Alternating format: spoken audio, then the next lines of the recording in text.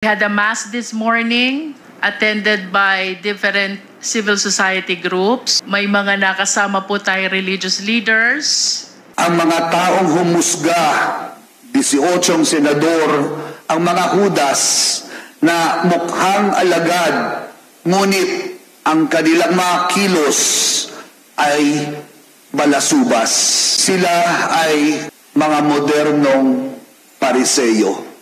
Nung panahon ni Jesus, ang mga pariseyo ay mga taong pinagkatiwalaan at nangangalaga ng batas. Ngayon, kapit din nila ang batas, ngunit ginagamit sa panghaharabas. Sila ang mga Pilato, may kapangyarihan bilang hari ng saligang batas, ngunit ginamit ang poder, naghugas ang kamay upang imbis ang hari ng katotohanan ang bigyan laya, pinili ang kamatayan at si Barabas.